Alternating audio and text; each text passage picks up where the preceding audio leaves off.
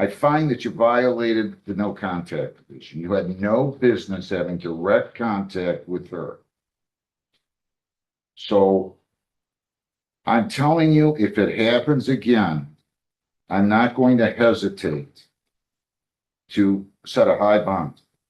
And you'll be sitting in jail awaiting trial on this. Do you fully and completely understand?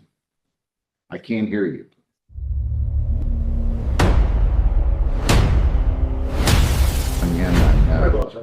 Destiny Danier Henry, 26W842-495. I'd like the victim in here. I have arranged, Mr. Carmen, your name again? Michael Lee Carmen, P7384. That's the defendant, Your Honor. Ma'am, your name? Destiny. And, ma'am, your name Michelle Son.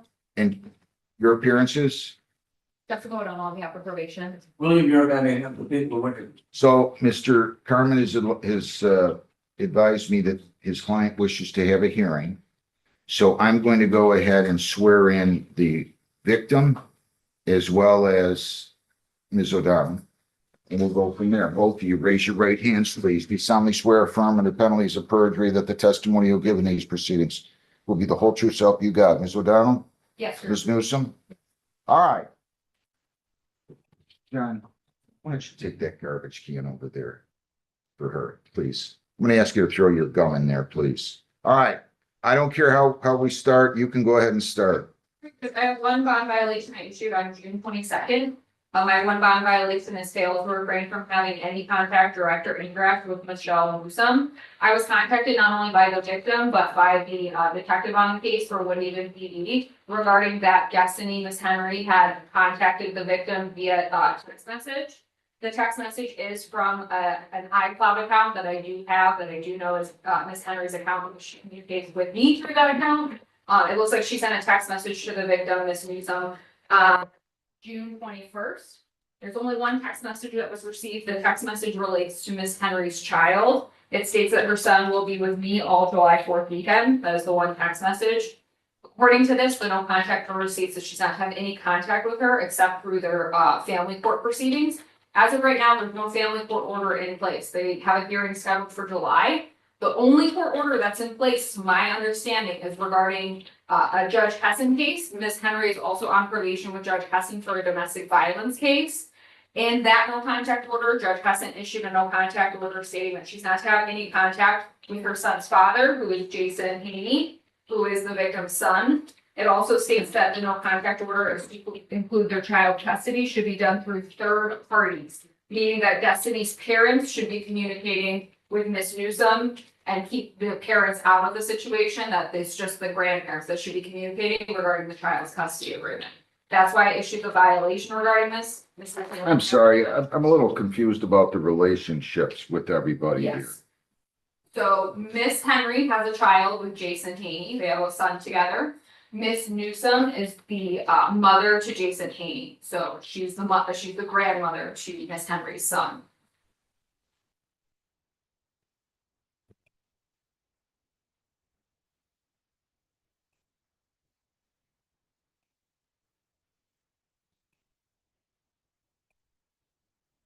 All right. And the content of that was the child will be with me. July 4th, yeah. July 4th. That was the text message that was received. It was regarding her child. But again, as far as I'm aware, no contact order states that they're only to be communicating through third parties. If I may, Judge, Yes. grandmother, so to speak, is the victim in the stalking case that is before this office. That is correct. Do you have any questions of Ms. O'Donnell, Mr. Kerman? I would just ask, I believe you already said, Ms. O'Donnell, but there's one sole text message at issue. That was the only one that I received from the victim.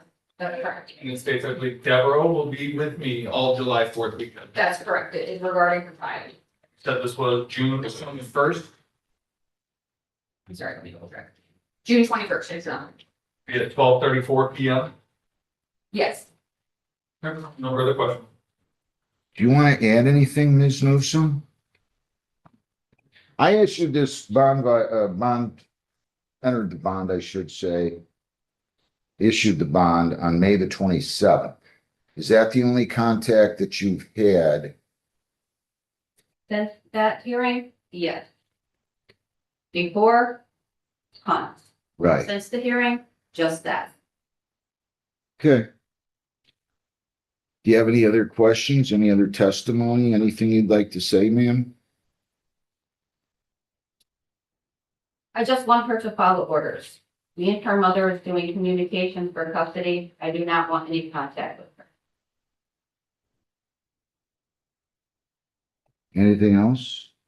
Your Honor, I would ask Ms. Newsom, Devereaux is, my client's son, correct? Correct.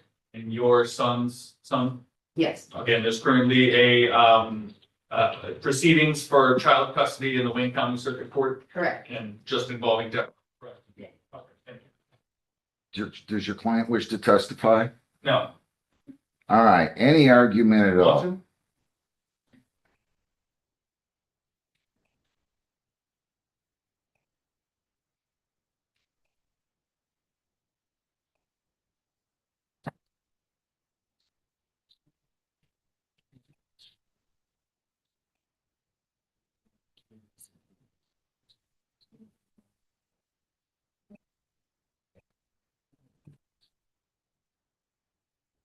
No, does not wish to testify, Your Honor. Any argument anybody have? Your Honor, I would simply indicate that, I believe the court was clear. There is a highly functioning relationship between the two grandmothers. The other grandmother is in the back pew, if you could raise your hand. Okay, So the communication is highly effective to uphold any, what if any, parenting time the young lady wishes. She violated a court order. There was no reason, because there's no breach of communication between these two grandmothers. In essence, Judge, at least as far as looking after Devereaux, these two grandmothers are on the same team and they have his best interest at heart. The whole reason for being in court on this matter was the stalking for this young lady. So I believe this does beyond or by the standard of proof before the court for this, which is not guilty on a reasonable doubt. I believe it does constitute a violation, and I would ask the court to make such a finding and leave any sanction to the court's obvious discretion. Your Honor, this is actually very simple. It's being made out to be more complicated than it needs to be. My client does have an ongoing case with Judge Heston. That's dealt with in the other courtroom. As far as in your courtroom, Your Honor, on the bond sheet, but you specifically wrote, with an exception to the no contact order, it's a little difficult to read the handwriting specifically, but I believe that it says, except in conjunction with custody proceedings in circuit. in conjunction with circuit court proceedings. Circuit court proceedings. I think what I meant was, I know what I meant, is that if she runs into her in the circuit court, that's not gonna be deemed a violation of the no contact. If there's something that happened in the order, I don't know exactly what the circuit court order was. Does the circuit court order provide for any kind of contact? No, my son had told the circuit court that I did not want any contact with her because of prior instances that I was willing to mediate for him since they couldn't do the mediation because of prior charges. So he said that I'm willing to speak with her mother and do communication exchanges. She agreed, and that's just how that. Look, there is no question that you violated the no contact provision. You had no right to go direct her. No, I'm not gonna violate your bond and lock you up for this, but I'm gonna caution you. There's not to be any contact at all with Ms. Newsom. Do you understand that? Yes? I can't hear you. I find that you violated the no contact provision. You had no business having direct contact with her. So I'm telling you, if it happens again, I'm not going to hesitate to set a high bond. And you'll be sitting in jail awaiting trial on this. Do you fully and completely understand? I can't hear you. So Your Honor, just for clarity, just for what you wrote on the bond sheet there. Yeah, it says, except in conjunction with circuit court proceedings. This has nothing to do with a circuit court proceeding. Well, I mean, my client indicated that to me it did because they had a circuit court proceeding scheduled on July 13th. She was just, I mean, it's custody, it's visitation. But, so but it- she's not a party to the circuit court proceeding. Miss Newsom here is not a party to that. But my client has indicated that she's very involved. It might, well, because I was saying, I know if I didn't say except in conjunction, except to effectuate visitation or custodial exchange with minor children. I did not say that. What I was saying with my except in conjunction with circuit court proceedings, if she goes and she's there, I'm not gonna have somebody come in here and say, she violated the no contact. She showed up, she was there, and the defendant was there. That's all I was trying to clarify. I understand, and that's the clarification I was seeking. I understand. But this young lady knew that. And I'm telling you, you're playing with fire. Do you understand what I'm telling you? I can't hear you. All right, so are you guys, I'm gonna find that there was a violation. I'm not gonna change the bond. I'll continue the bond. Are you guys going to go and try to pre-try this? Yes, sir. All right, good enough. That's what I'll do. And when you come back in front of me, maybe you're soft-spoken. We gotta pick you up. You gotta have your voice about 40 times the decibel level that you have it now, okay? Thank you very much. Thank you. Thank you. Are you ready on Patrick, or do you want me to go on to something else? It's up to you. Say it again. You want me to do Patrick, or you want to go on to something else? We can do Patrick. He's great. This is a tough one. I'm just gonna be honest with you. Accepting him, but I'm likely to send him to jail. I just want to know, I want you to know that. Michael Edward Patrick, 26W8428738. Michael A. Carmen, B73824. I'm happy to defend it, Your Honor. Your name? Michael Patrick, Your Honor. So I just want to be upfront with everybody. I'm totally in favor of accepting him into sobriety. But this is your fourth drunk driving in 10 years. You had him at 16, 19, 21, and 26. So the likelihood of you not going to jail today, Mr. Patrick, is next to nothing. I just want you to know that. Before we go on, have you had a chance to review the report with him, and are there any material additions, corrections, or deletions? Your Honor, yes, I have. No, I don't believe so at all. Actually accurate. My big thing was with this, my client lost his wife of 36 years about, probably happened almost exactly 1 year ago, and, had a really hard time, dealing with that and, relapsed unfortunately, but he says he's been in the, I guess it's called bond phase for a month and has been doing great, really just trying to attack his issues, which he doesn't deny head on. I think he's a perfect sobriety court candidate. I really do. He does have some priors, but he's got three sons that he's married to adulthood. He realizes that this has been a problem, but I think his relapse is understandable. Suddenly losing his wife at 59 years old, so I would just ask the court to take that into account. I'll let him say anything else he'd like to. Sir, what would you like to say? I'd just like to say, Your Honor, that mistake that I made drinking was on Mother's Day. I just had a really hard time with this. And I made a super bad choice. I didn't drink, I haven't drank since my last one, not one drop of it. I was totally alcohol free until Mother's Day, Your Honor. I've lost like 50 pounds, this year. I'm ashamed of myself. I'm sure my wife's probably looking down on me right now, and not very happy with me. It kind of obsessed me.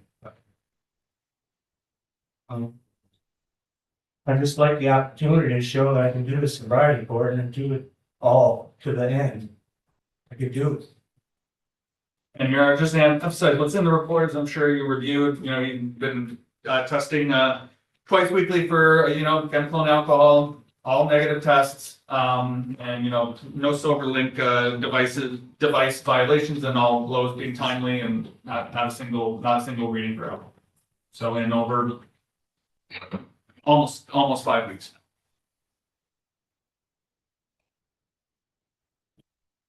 This is a tough.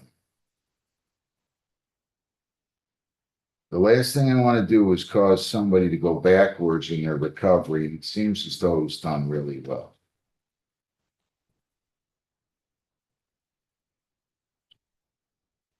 But let's take everything that you said at face value. Let's say you were having a hard time. I believe you. Still having a hard time, Your Honor. So you decided to drink. You took the extra step of driving again when you had 3 of these. They should have charged you with a phone. I don't know why these departments are not doing it. I don't know. They should be. The law says 3 in your life. You've had 4 in 10 years. Even under the old law, this was a phone. Now, I can't remember how long the new law has been in effect. When they change it, I black it out. I take it out of my mind. But it's been at least 15 years. 2 years probation. I'll be happy to accept you in the sobriety court. You cannot leave the state without consent of the court. You cannot violate any law or ordinance. Change your address, place of employment, home telephone number. You must notify probation. You have to report as directed. You're to comply with all agreements, guidelines, and requirements as indicated in the sobriety court participant handbook. No alcohol, no marijuana, no illegal drugs. You're not to purchase, possess, or consume any one of those. You're to submit to chemical testing, PBTs, and ETGs on demand of me and or the probation department. Pay all costs associated therewith. You're to submit to chemical testing, PBTs, and ETGs on demand of probation. You're to complete 60 additional days on the sober light device. After completion of your jail term, you're to attend AA 3 times a week and provide written proof of attendance. You're to obtain an AA-NA sponsor. You're to attend all substance abuse treatment at a facility approved by probation and would provide written proof of attendance. You're to attend the Victims Impact Panel. You're to attend and complete the Armed Specialty Court Weekend Program. You're to report to sobriety court status review hearings with me every 2 weeks. You'll meet with probation in the off week. You're to obtain and maintain employment with proof provided. Actually, you're completely retired, right? So I'm not gonna require that. Not to require that. You're retired at 59 or 60 now. You're to pay fines in the amount of 200, costs in the amount of 300. $75 victims' rights fee, $50 justice assessment, and a $60 screening fee. So that totals $685. You're to pay probation fees of $480. That brings your total to $1165. You have $360 in sobriety court fees, bringing your total to $1525. You also have, this was a breathalyzer, right? Yes, sir. $150 in cost of recovery. So your total $1675.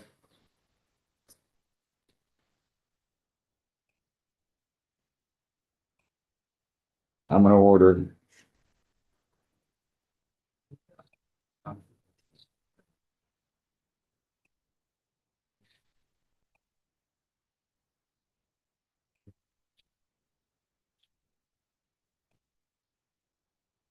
I'm gonna order 24 days jail.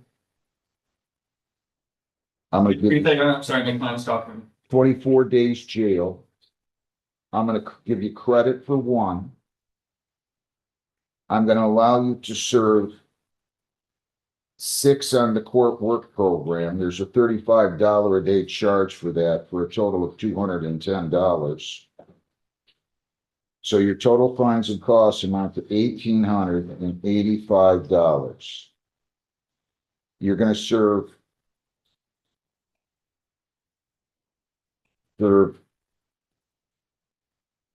17 days now. Jail. It's a gift. It's only because you've done so well. Fourth offense, I can't live with. I'll cut it down like you'd have done 90 here, 65, 75, whatever, close to 90. Under this charge. Had they enhanced and gone with a felony, which they should have, you've served a lot more. You have 21 days to appeal, 14 days to apply for a court-appointed lawyer for purposes of appeal, so you are in custody. Your Honor, can he have a day or two to get his affairs in order before he reports? Sorry. I'm sorry. My house is open, I have nobody to help, or to square the things that at home. You need a couple hours, I'll let you go. But you're coming back here by 1 o'clock. Sir. Do you understand? Yes, sir.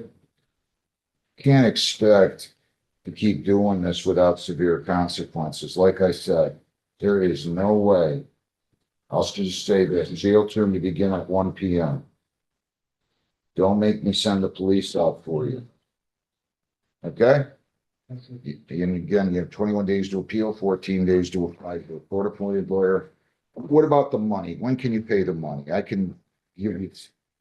Judge, he does have a bond of $750. Yeah. So he's not discharged. I'm trying to remember that rule again. The new rule. I think that the court keeps it 10%. I think the court keeps it. So you have $675 to apply. And then I'll be glad to set you up on a payment plan. Your Honor, I will take care of that today, sir.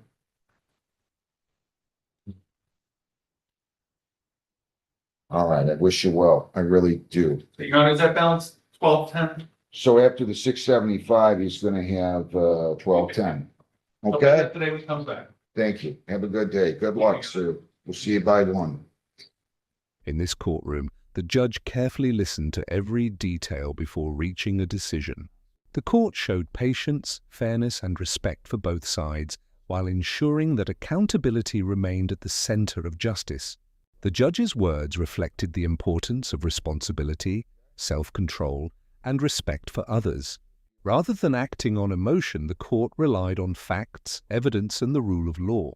This case serves as a reminder that justice is not only about punishment, but also about protecting victims, encouraging accountability, and maintaining public trust.